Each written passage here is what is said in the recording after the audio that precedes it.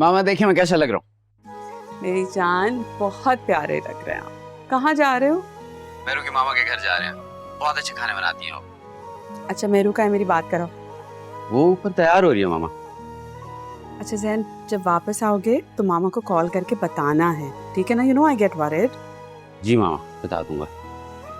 मैं अब ऊपर जाता हूँ, उसको देखता हूँ कितना तैयार होगी। क्या मसला है आप औरतों के साथ, क्यों इतना टाइम लेती हैं आप लोग? अच्छा ओके, अल्लाह हाफिज। हाफिज।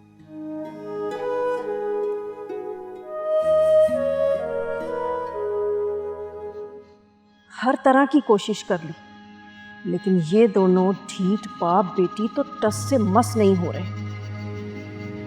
ना इस अदील पर मेरी धमकियों का असर हो रहा है, ना ये ज़ारा मेरी जज्बाती बातों में आ रही है। तो क्या करूं, क्या करूं? क्या मैं सब्र करके बैठ जाऊं? नहीं, मैं ऐसा क्यों करूंगी? मैं तो हर हाल में अदील की दौलत की हिस्सेदार बनकर रहूंगी।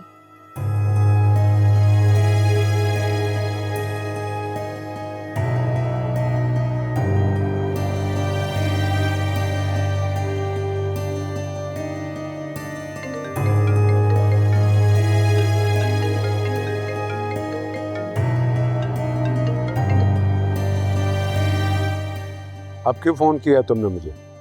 सिर्फ ये बताने के लिए कि तुमने मेरी बात को मामूली धमकी समझा था ना, लेकिन अब मैं तुम्हें इस पर अमल करके दिखाती हूँ। तुम क्या चाहती हो आलिया? ज़ारा मुझे छोड़कर तुम्हारे पास जा चुकी है।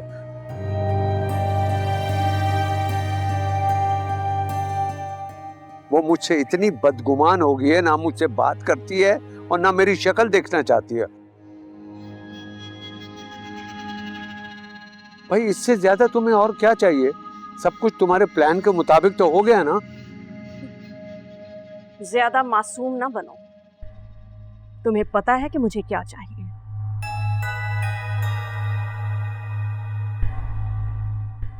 तुम एक लालची इंसान हो, जो तुम मरने को तैयार खड़े हो, लेकिन अपनी दौलत पर सांप बनकर बैठे हो। खैर, रखो अपनी दौलत अपने पास। मैं अपने लिए थोड़ा ही मांग रही हूं। जो देते हो अपनी बेटी को ही देते हो।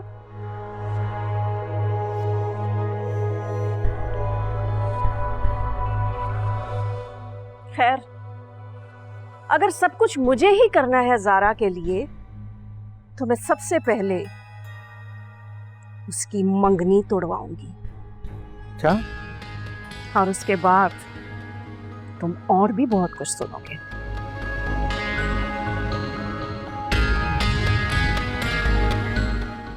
जैसे कि मैं तुम्हारी बेटी के लिए कौन कौन से फैसले करने जा रही हूं। बस तुम तैयारी पकड़ो। आलिया,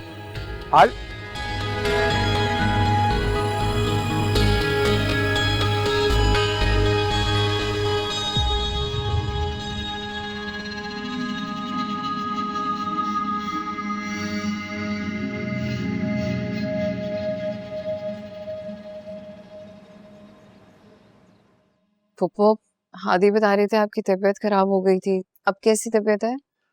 बस थोड़ी सी तबीयत खराब हो गई थी थकन की वजह से बेटा। अब बेहतर हूं मैं। तुम बताओ, अदील भाई कैसे हैं? ठीक है, वो पहले से बेहतर है। अल्लाह का शुक्र। और तुम तो आलिया के घर आ गई होगी ना, क्योंकि वो अब अकेली हो गई है। अब पापा के पास कब जा रही हो वापस?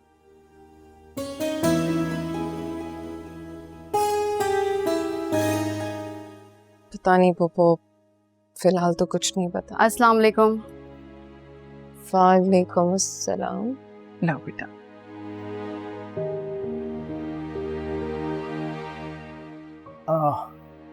ज़ारा, ये है मरियम, अम्मी की नई दोस्त, हमदर्दी का पैकर। इसने भी तुम्हारी तरह अम्मी को ना मलका बना के बिस्तर पे बैठा दिया है।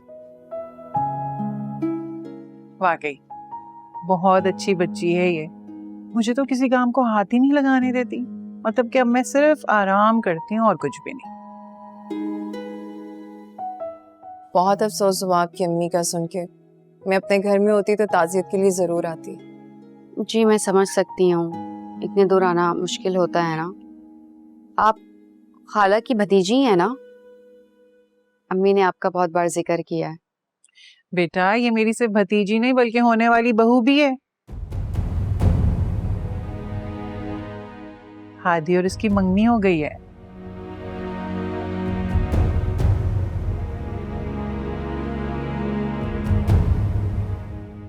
क्या हुआ मरियम, इतनी हैरान क्यों हो गई?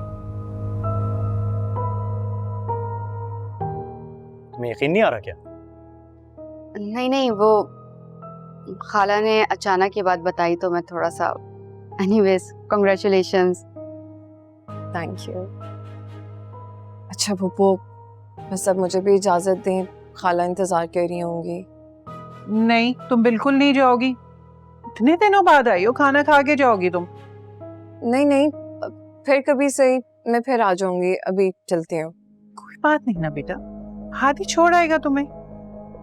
रुक जाओ ना प्लीज, अम्मी कह रही है ना। और मरियम बहुत अच्छा खाना बनाती है, इसके हाथ में बहुत जायका है। इसी बहाने हम थोड़ा सा टाइम भी गुजार लेंगे एक दूसरे के साथ। जी खाला मैं खाना बनाती हूँ। खाला क्या बनाऊँ खाने में? बेटा जो दिल में आए बना लो, जो भी आसानी से बन जाए। सब्जी बना लो, मुझे सब्जी बहुत पसंद है। अच्छा तो फिर मरियम ज़ारा के लिए बहुत ही अच्छी सी सब्जी बनाओ। ठीक है।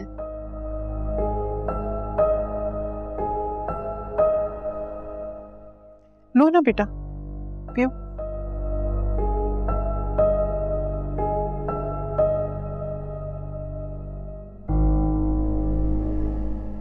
अस्सलाम वालेकुम अम्मा। वालेकुम अस्सलाम। Hello aunty. जीते रहो। शुक्र है भाई, तुम्हें माँ की याद तो आई। जी आंटी, इसका दिल घबरा रहा था, मैंने कहा ले आता हूँ। बहुत अच्छा किया। ये तो बड़ी बेमुरवत हो गई है, इसे तो माँ की याद ही नहीं आती। तुम सुनाओ जैन बेटा, तुम इसका ख्याल नहीं रखते? बताओ। अरे जैन तुम ऐसा करो, अंदर जाओ, जाके कार्टून देखो। तुम अम्मा की बातों से बोर हो जाते हो। जाओ। Excuse me aunty. Thank you aunty. अम्मा ज़ारा से कहें जरा एक कप चाय तो बना के ला दे। ओहो भाई, ज़ारा घर होगी तो बनाएगी ना चाय। क्यों, क्या वो फिर चली गई है दिल साहब के घर वापस? नहीं, वो अपने ससुराल पहुंची हुई है और मुझे फोन करके कह रही है कि हादी के साथ वापस आ जाऊंगी। वाह अम्मा, ज़ारा के तो अदील साहब के घर जाकर अंदाज ही बदल गए हैं। वो अब आपसे इजाजत नहीं लेती बल्कि आपको अपना फैसला सुनाती है। हाँ, ये सब वो तुम्हारे अब्बा की शय पे कर रही है। खैर ये बताएं कि क्या बना उस जायदाद का, मानी वो? अरे कहाँ, मैंने तो लाख कोशिश कर ली, लेकिन वो ढीठ हड्डी मान ही नहीं रही। कहती है मैं मर जाऊंगी लेकिन उस शख्स से कुछ नहीं लूंगी। और अब तो तुम्हारे अब्बा भी उसके साथ मिल गए हैं। क्यों भाई, अब्बा का क्या लेना देना इस सारे मामले से? पता नहीं, सारी जिंदगी उन्होंने मेरी तो कभी फिक्र नहीं की, और अचानक मेरी बेइज्जती का उनको इतना बुरा लग गया कि वो अदील से लड़ने तक को तैयार हो गए। वो तो मैंने उन्हें बड़ी मुश्किल से रोका है, वरना। अरे अम्मा, भला अब्बा को क्या पता कि आप अदील साहब से मिलने गई थी और आपकी उनसे क्या बात हुई थी? ये सारी लगाई बुझाई ना ज़ारा की ही है।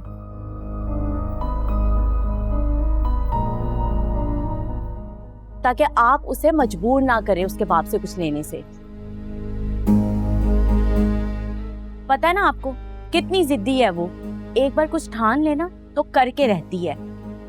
हाँ, उसने ही पट्टी पढ़ाई है उनको, लेकिन उसे ये नहीं पता कि मैं उससे भी ज्यादा जिद्दी हूँ। मैंने उसे पाल पोस कर बड़ा किया है, अब जब मुझे उसकी जरूरत है तो वो मुझे ऐसे ठेंगा तो नहीं दिखा सकती ना। बस अम्मा रहने दें, भूल जाएं सब। मुझे नहीं लगता कि अदील साहब से आपको कुछ मिलने वाला है।